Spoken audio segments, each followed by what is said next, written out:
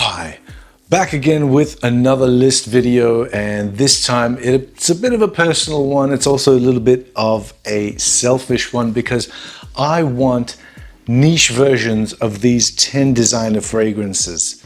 10? Did I say 10? What I meant to say was 9 plus a bonus. Yes. Let's kick off with this list of and the first fragrance that I want a niche version of is one of my personal favorites. It is this one right here. It is Bleue d'Estée by Estée. Okay, this is a great scent all on its own. Yes, very, very good. It's cypress, it's rosemary, it's very herbal, it's very green as a matter of fact, and it always confuses me why it comes in a blue bottle and it's called Bleue d'Estée, because it's not blue at all, it's very green. It is rather natural smelling and the quality is pretty damn good for a fragrance that you can pick up for about 20 bucks for a 75 ml bottle like this. Now, I would love to see a niche interpretation of this, something that really takes that green aspect of it and makes it come alive in a hyper realistic way. This, of course, still smells like a fragrance, but I want a niche version of this that actually smells like what this wants to smell like, which is a walk through a herbal and piney and cypressy sort of forest. That's what I'm looking for. And the next one on this list is another personal favorite of mine. Actually, all of these are actual personal favorites of mine. And these are ones that I've always sort of wanted to, keep the torch lit for. Now, I don't know if I can do that anymore for this one because I'll tell you about it in a second. I'll tell you what it is first. It's this one right here. It is Xeryus Rouge by Givenchy. Now, this one, very special to me.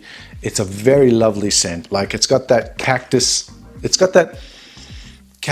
that pimento in here as well, and a little bit of a base of vanilla in here too. And I thought that having the cactus and the pimento in here would give it like this edge. And it does. But it smells very designery. And yes, it was released in 1995. That was a long time ago. And when it was released in the sort of red Art Deco bottles, which is the same sort of looking bottles as the original Xeryus was released, it looked cool, it performed like a beast, it smelled probably a little bit better than this formulation does, which is a 2019 bottle. And before this, I had one from 2005 as well. And they kind of smelled similar. However, this year, as a matter of fact, in the recent months, I've noticed that this now comes in a totally different bottle. It's a clear bottle, different shape altogether. And I have been told that the scent has actually changed. And that cactus note that really gave it that unique edge, and the pimento that also really gave it that unique edge, is gone. It's been replaced by probably some generic crap to make it smell more modern and more like everything else that's on the market in the designer world today. And that's a shame. But really what I'm talking about is this one. It's still readily available and it's still at a very good price. But I think that it deserves an interpretation of it with much, much higher quality notes than it has here. Because this can come off as a little bit abrasive in the beginning, a little bit cloying as well if it's oversprayed. So I don't want that to happen to anybody. And therefore I'm requesting a niche version of this, please, out there, if there are perfumers. If there are not, then I might have to study and become one myself and make one just to please myself.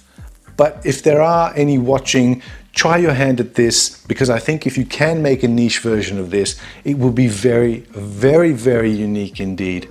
Even though, like all of these, this entire list that I've got, they're actually quite unique. And that's why I think that they deserve a niche interpretation, because these designer fragrances, I think at the time of release, were trying to be sort of niche themselves, but they ended up making niche type of fragrances with designer quality materials and designer sensibilities, which I don't think worked.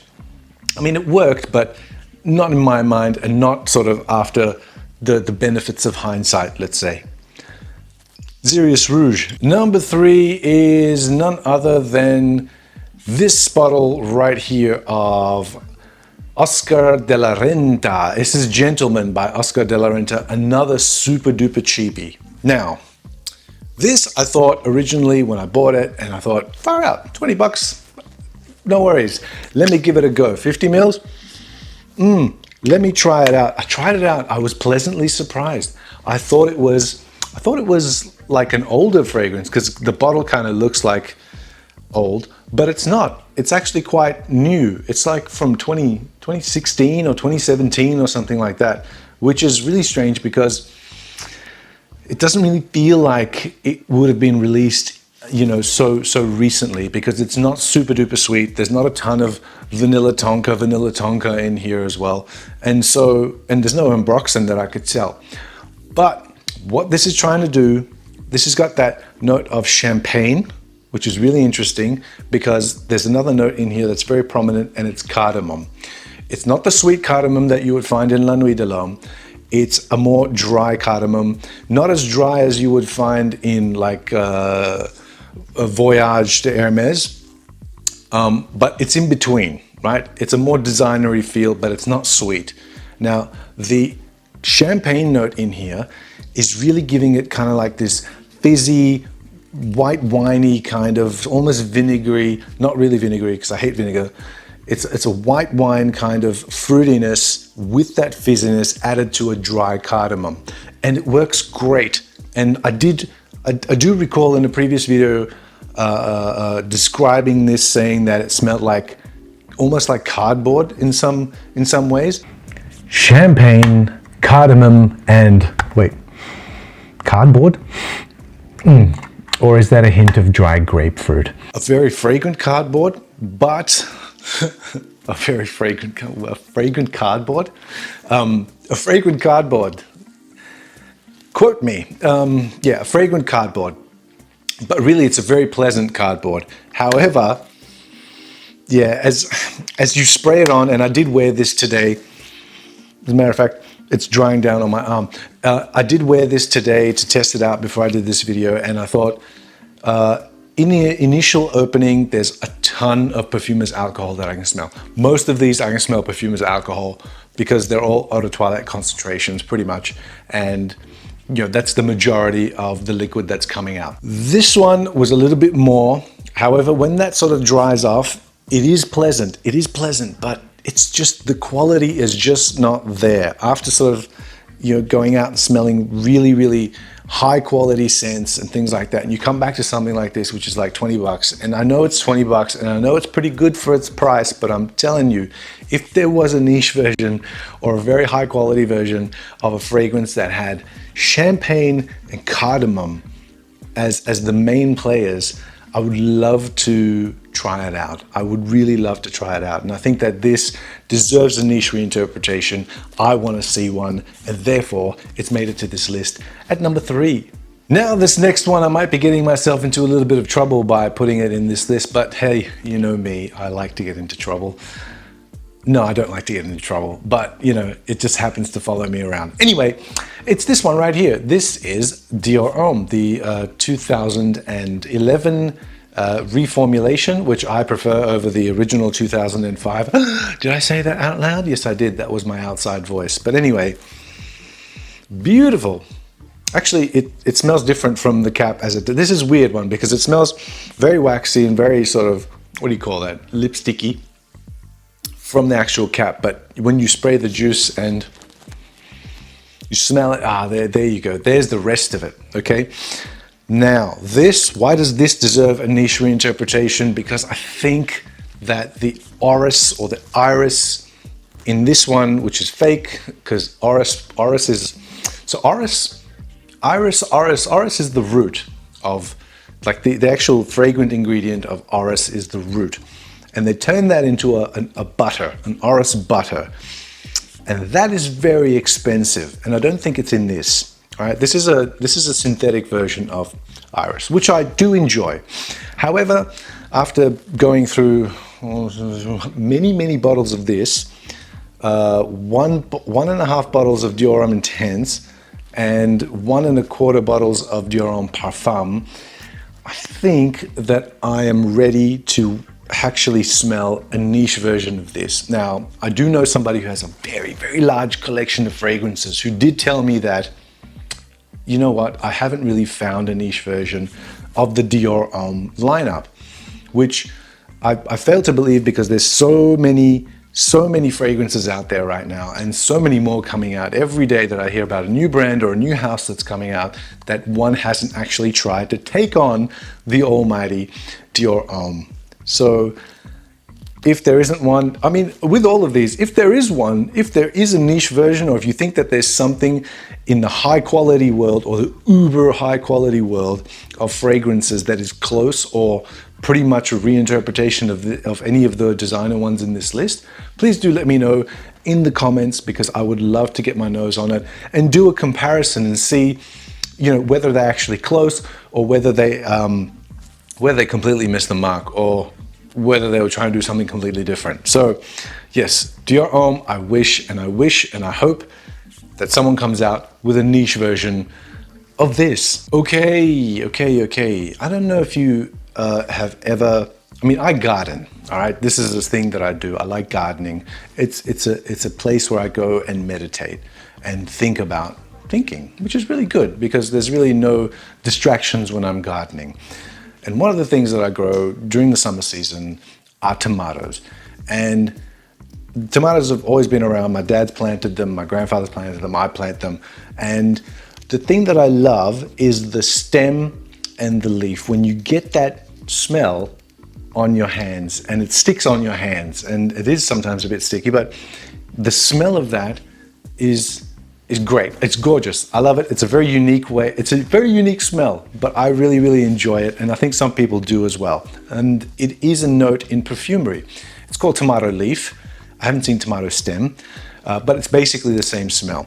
And the fragrance that I have that has that note as a prominent note is this one right here. This is What About Adam by Ye Olde Joop, or Joop, but that's actually Joop, named after Wolfgang Joop, the actual name of the designer. Now this, tomato leaf, mint, vanilla, and some other stuff, but really it's all about that tomato leaf. And I'm sure that there's other fragrances that have tomato leaf in there, but I haven't smelled them. And I haven't smelled an interpretation that is close to this. And that's why I've got this. And I have featured this fragrance in videos before, saying that it's a masterpiece because it truly is niche. And really, when it did come out in 1994, no, early 90s, something like that, when it came out. And it came out and what was the thought process behind someone saying, I'm going to put tomato leaf as a fragrance note to sell a designer fragrance? And if you think about Joop and Dior Homme and what they were doing with that huge vanilla thing going on, this is totally different to all of that. Totally different. Not really that sweet, but the tomato leaf is very pleasant and very present as well. And I think in the springtime is when I usually gravitate towards this, not in the dead of summer, because when it's too hot, this thing kind of smells, the tomato leaf in here smells too pungent, and it kind of comes off as like BO-ish kind of vibe, right? And you don't want that because in the summer you have your own BO to contend with probably. So this one I would love to see a niche version of. I mean, even though it's been discontinued, it's hard to get and it's hard to find, but I still think that someone out there needs to make like a vegetable garden and have tomato leaf as a prominent note in a fragrance for all of us gardeners out there at least. So you've got a captive market.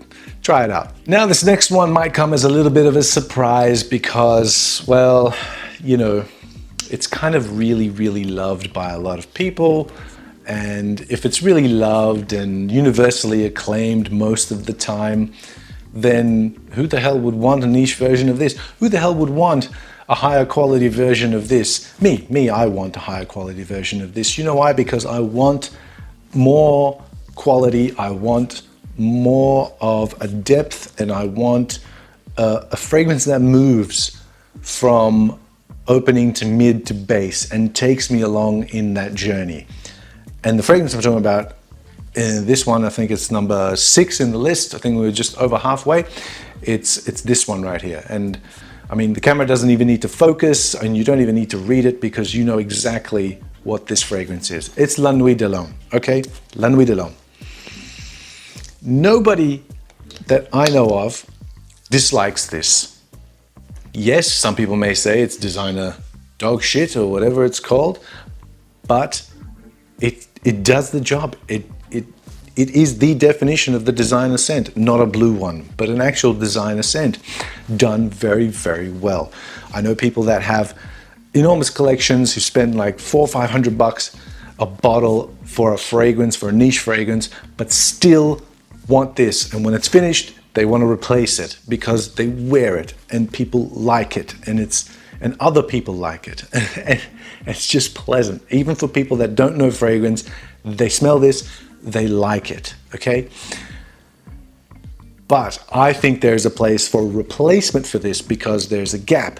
There's a gap for those people who grew up on this fragrance and have now moved away from all of this designer stuff and gone into the niche world, but they still keep this around and they still wear it and they still enjoy it. But I think in order to bring that back to the sensibilities of the people that have moved on, this needs to move on with them. Now, Yves Saint Laurent is not going to come up with a niche version of this fragrance.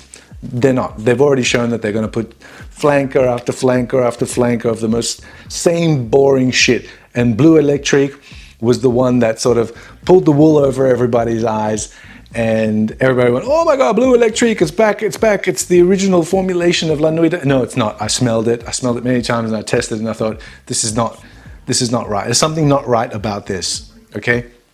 This is an original formulation. This is a 2010 bottle.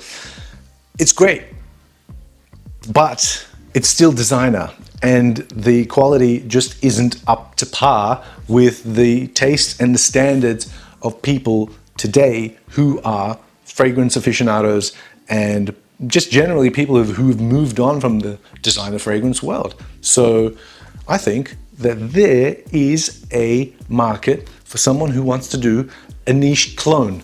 That's what I'm talking about today, isn't it? In reality, that's what I'm talking about today. It's about niche clones. We always hear about, you know, clone houses cloning niche fragrances like Armafs and Armafs doing creeds and things like that. But this is the opposite way. I want niche houses to clone designer fragrances, do them better. Okay, another favorite of mine. Did I say that all of these are favorites of mine? Yes, yes I did. Yes, I did because they're all favorites of mine and I want them to have better versions of themselves. And this one, which is number 7 on the list, is this one right here. This is Boucheron pour Homme. Now, this is the eau de toilette, but the eau de parfum is also very, very similar to the eau de toilette. Now, this is the most pleasant smelling fragrance I've got, and pleasant in every sense of the word pleasant. It's pleasurable, it's inoffensive, it's great for high heat, and it dries down to something instead of just disappearing like actual, summertime scents or something like that. But this one, great. And as a matter of fact, I think the only letdown here is the realistic nature of what it's trying to do. And in that it's got the lemon and the bergamot in the opening, and it's got the oak moss and the dry down. Now I think, and I've smelled fragrances that are niche that have, like especially the Italian houses that do the citrus openings really, really well, they could probably do this. One of the Italian niche houses should be able to take on Boucheron pour Homme and give us a niche version of it, okay? I don't think I've smelled anything close to it, even though it seems like it's one of those ones where it seems like it's a simplistic scent, but there's a lot going on in here. Unfortunately, it's a little bit muddied up, probably due to the quality of the ingredients that are in the bottle and the blending itself. I'm not blaming the perfumers of any of these because they have to work within budgetary constraints most of the time, and they do the best they can. But sometimes these niche houses tell these perfumers, go nuts. whatever you want. Money is no object because we're gonna sell this bottle for $1,000 anyway. So who cares? Put whatever you want in there, make it a high concentration. And so they do. And they come up with something fantastic. Sometimes, most of the time it's crap, but sometimes they come up with the best shit ever. I want them to do that to this. Do that to this. Do it. Next is a fragrance I probably never talked about in a video ever. With good reason, because I don't think anybody knows about this freaking fragrance at all. Now, everybody's heard of Estée Lauder, and they've got that Lauder for men. Well, this I think is not a flanker. It's not really a flanker because it's actually just called Brazil Dream. Brazil Dream by Estée Lauder. All right, it says, you know, Lauder for men or whatever here. And this has, it's a red pepper. It's a red pepper. It's like a chili pepper. And it's very, very, very prominent in here with a little bit of sweetness in the back. And it's really a niche fragrance in and of itself. It's quite smooth. It goes on quite smooth. And it's not a new fragrance by any means. This is quite old. As a matter of fact, it's discontinued. And I don't think it got a really great production run anyway. So there's not too many examples of it. But I think this is a phenomenal fragrance.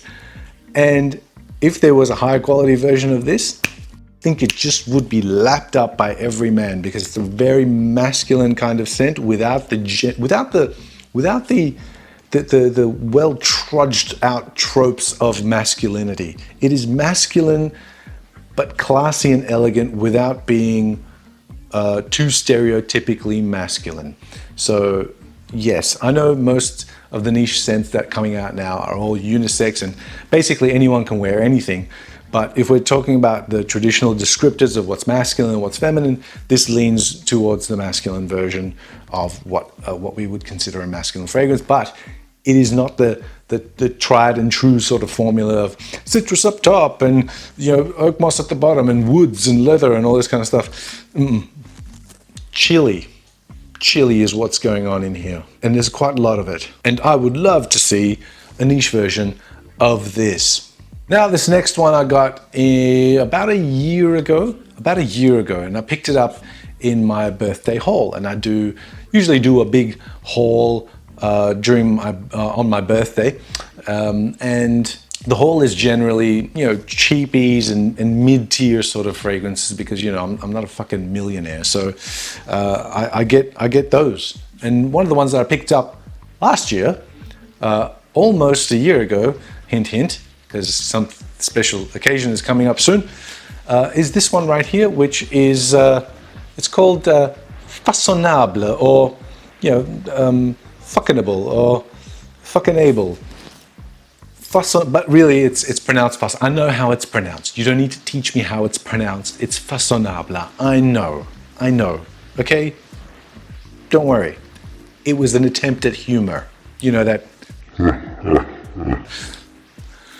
Anyway, this fragrance I picked up and I thought, my God, look, you get like a nice hefty sort of metal cap, and you get this mad pressurized atomizer, which really has a great distribution, and you get a really lovely fragrance. It's kind of herbal, it's a little bit bitter, it's a little bit sweet, it's a little bit citric. It's everything that you want a springtime fragrance to be. It's very natural smelling as well, but it's got that undercurrent of, hey buddy, I've captured you in the top notes, the mids are okay, but I'm gonna dry down to something boring and generic, which, you know, a lot of these fragrances in this list suffer from that fate. I mean, even the one that was so unique at the top with the tomato leaf note, that What About Adam, that dries down to a vanilla. Vanilla. Like, everything dries down to vanilla these days. So, what I want to see is a niche version of this fragrance, and I think that it would be an absolute killer. It would actually put green Irish tweed to bed forever if somebody did a niche version of this. Mark my words. Okay, the last one in this list is, did I mention that these are all personal favorites of mine? Yeah, I really do like them, and I do wear them because you probably see, like if you've been watching the video, you can see me, you know, pushing the bottles out at you. These are all bottles that I bought from full, and they're not full. A lot of them are quite empty because I use them a lot. I do use them, and one of the ones that I do use quite often is this one right here. This is L'Homme by Yves Saint Laurent. Yves Saint Laurent, or Yves Saint Laurent. I know how to pronounce it. I do. It's just humor, isn't it? Anyway, this, boom, it is not a vintage version of this because this came out in 2006 and this bottle is from 2018. So, yes. And look, I didn't buy it in 2000. I think I bought this in 2020, this one, and I've almost used up half of it. It's a 200 ml bottle. I use it a lot. I use it in springtime and I love it. And the one thing that irks me about it is it's just not right enough. You look at the pyramid, the notes pyramid, you're like, oh my God, this would be amazing. The ginger up the top, there's vanilla, but it's done right. There's a little bit of creaminess from like this lemon, and there's some other shit in here as well. But really, it could be done a lot more naturally. This is another one of the perfect examples of a designer scent. For what it is, it does it very, very well. And the fact that it's been going for like 16 years now and still quite popular, I would say, because it's still in production, is a testament to how well it does that designery goodness. But it really, really needs a bit of a revamp. And by a revamp with all of these fragrances, I don't want them to smell different. I want them to smell the same. I want them to retain the same note pyramid, but I want them with higher quality ingredients, better blending, and a sensibility of the purpose of the fragrance and what it's trying to do and how it moves from one facet to another to another. So the top, the mid, the base, you know, so I want that whole experience amplified with higher quality. And this is the last one, number 10, L'Homme. That's the list. I hope you enjoyed 10 fragrances, 10 designer fragrances that I think deserve a niche interpretation, that I actually selfishly want a niche version of. If you know of niche fragrances that exist that are actually almost clones of these designer fragrances, let me know so I can try them out, get my nose on them, and see whether or not my dreams have been answered. So as always, thanks for watching.